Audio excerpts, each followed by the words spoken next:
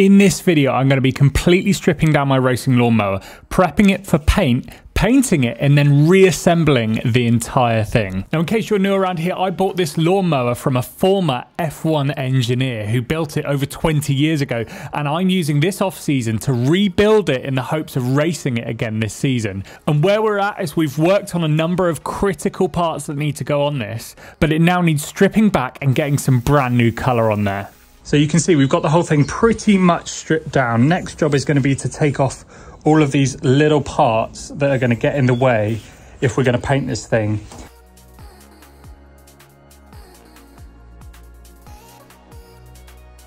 The mower was actually built in the Ferrari headquarters in the UK, and you can see that in various places. This is titanium, and you can see it's all been TIG welded, custom machined, so that thread is inserted in there. And, well, made in a Formula 1 factory, which is pretty cool. I get all these parts cleaned up before paint. Next are the seat mounts.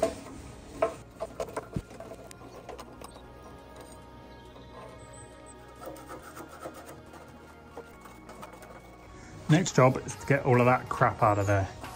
I'm gonna soak it on there for a while.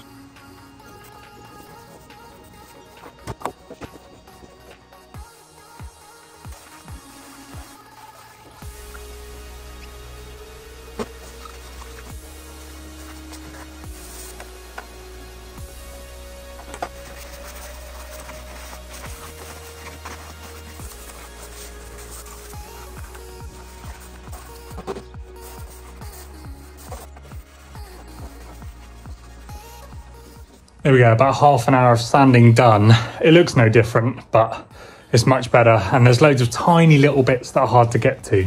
Look at all this stuff down here, like getting to all these parts and really cleaning it up. You can see a lot of it's not quite finished yet. I need to get into the tight corners and clean all that up, but we are getting there.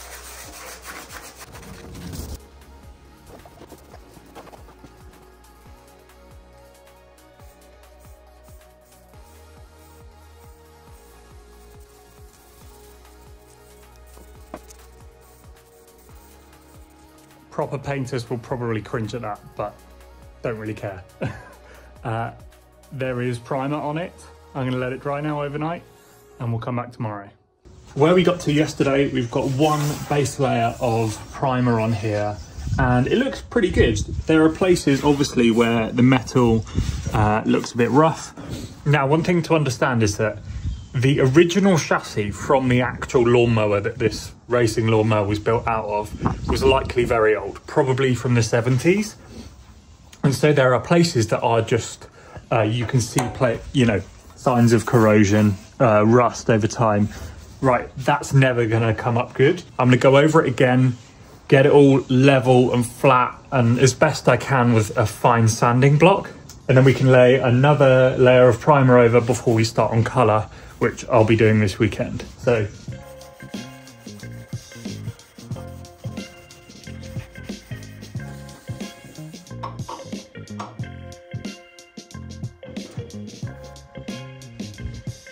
now we can sand down this front section and get this painted as well.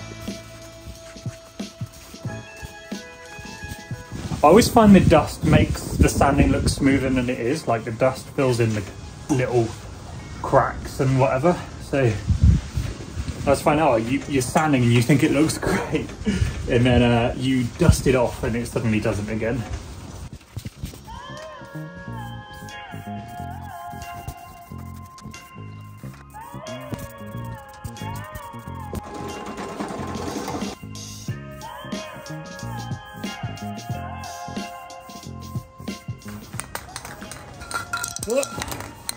Can one done, can two.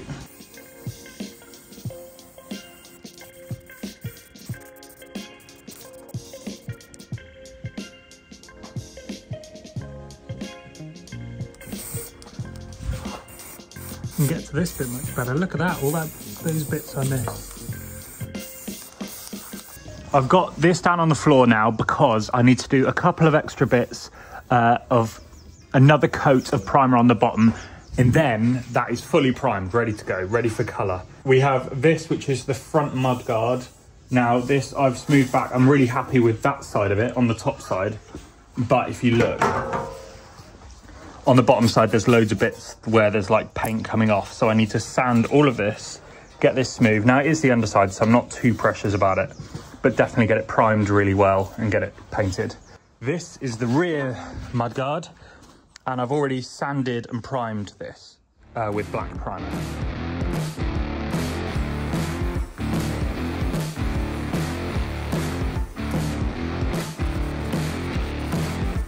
There we go, knocked back the worst of it.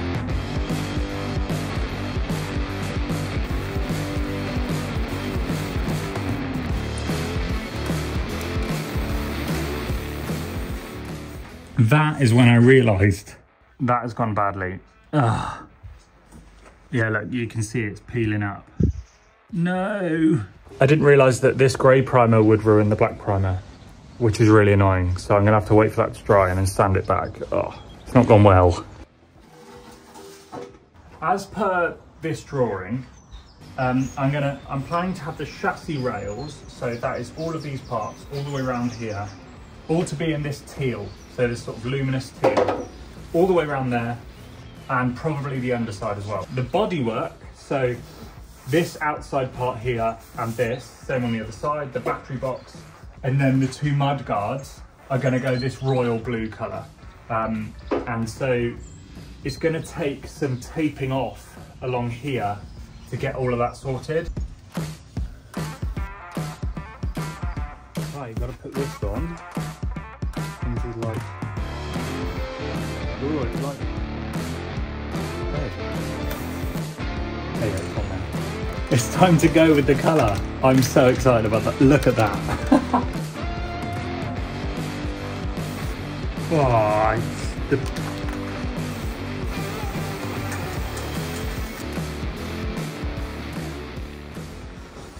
Right, that nozzle definitely took some getting used to. It kept filling up with paint. I think either I didn't put it on right, I'm sure I'm not using it right. Anyway, I'm really happy with the coverage here. I've put a fairly even coat on, I think, and we'll come back to it in an hour and see what it's like. That is drying. I'm super excited about that. I love the colour. I bought the colour off eBay, so I didn't know what it was going to look like. Next job, I need to go out and get some fuel, because when I bought the lawnmower, it came with this Honda engine, and I don't know anything about it. I want to see if it runs. First of all, check if it's got any oil in it. But to do that, I need some fuel. So I'm going to go do that now while that dries. That's annoying. My mower's going to have to get good fuel. It never gets good fuel. First question, is there oil in it? Yes. But I'm just going to put fuel in it and see if it runs. Getting good stuff.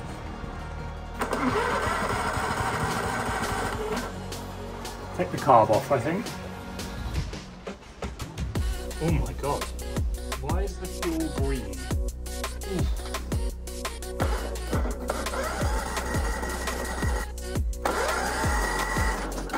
Okay, we're getting spark. So next move is going to be to put a new carb on it. And I have a shiny new one here. Wow.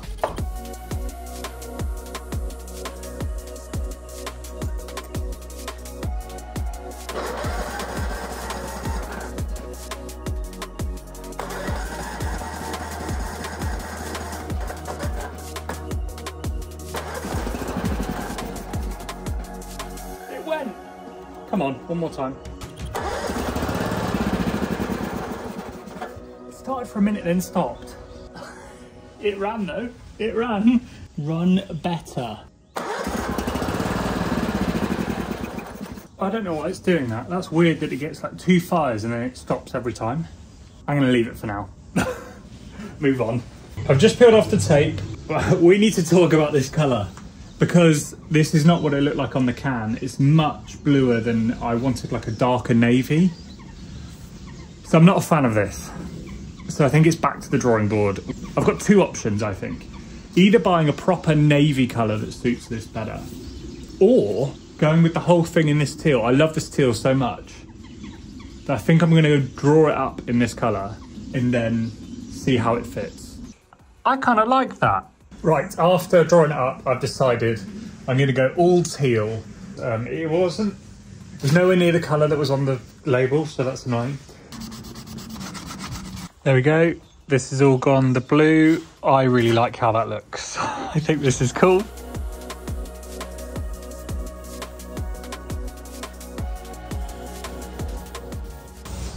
Right, it's time to put this thing back together. It's all dried, all the paint's good. I love the way it looks. I think I'm going to put the rear end together first, as well as the rose joints. I mentioned we've got some parts coming, so I'm waiting on those. But I'm just excited to get this thing back looking like a lawnmower again. First thing actually is going to be the rear axle, so I might do this the other way.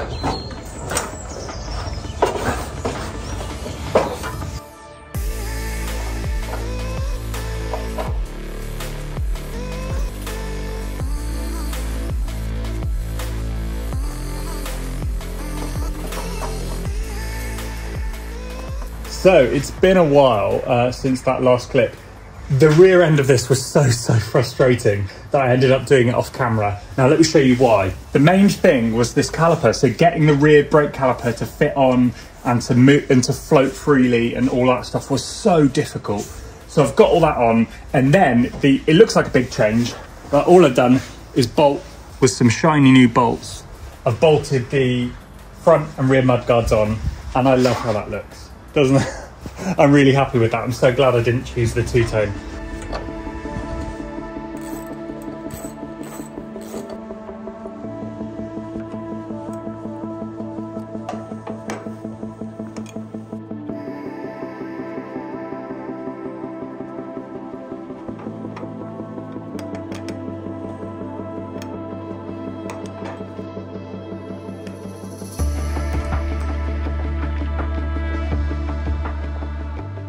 I've just spent about half an hour putting these pedals on.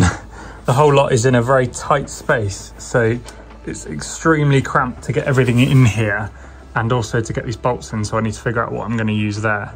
But you can see it's all very cramped, but all works great. We've got a load of bits put back on the mower, so let me walk you through it. I'll go this way around. So I've got my foot hook, for want of a better word. So obviously your left foot isn't on the clutch when you're riding, so your left foot is really good for holding yourself on into the seat. So you have this so you can pull up if you're going through like a left-hander, and then obviously you push your foot on this plate through a right-hander. The clutch is back on, so these lovely titanium TIG welded pedals that came with the mower are back on there, cable all done up. The cable runs through down the back here to this very cool clutch system, so if I push that pedal you can see it working in there. Now this isn't done up properly, but this basically goes through and there's a cam in there with a pin that pushes on the clutch, which is really cool. I just took that apart to have a look at it, so that's all good. The throttle pedal, obviously this mounts up on the engine like that, but I've got all the throttle pedal set up, so you can see it's all sprung and sorted in there. There's a stop that will need adjusting, and then it's got several options for the spring, which is really nice. Again, that's titanium, this is titanium. The brake pedal is all rigged up. Still waiting on these to arrive, so they'll be coming soon. Yeah, just been working on this. And then the only other thing is I need to swap the T-drive so I can get the clutch sorted. So those are more parts that are all arriving. Oh, and then one thing I missed is I'm just getting this battery set up. Now to stop this rattling around, I've just put some seat covering, which is this really light foam. And then I need to devise a way to strap this down. Either it will come over here like a strap, or maybe something I can have if I have a more stiff piece of metal, I can have it on there and stuck out over the battery to hold that in. So, progress is definitely happening. Engine on time.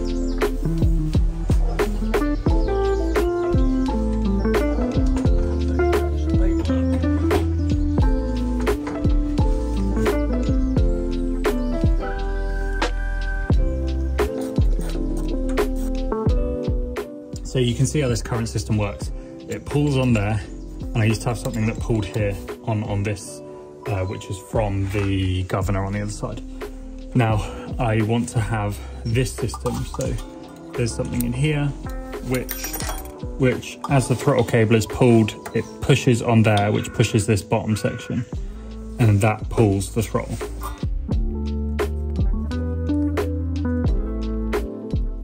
Okay, that's still retained, because we can't have that falling into the engine. Now, what I need to do next is I don't have the original ones of these, so I need to make some. What I have is some of this rod, so I'm going to bend this to fit. So first the end, like that.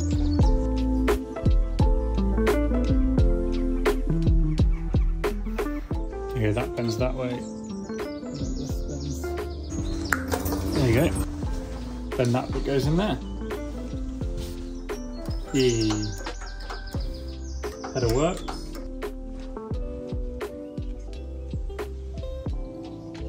So that's it for this video. In the next video, I'm gonna have this thing fully up and running and hopefully take you for a test drive. So make sure to subscribe.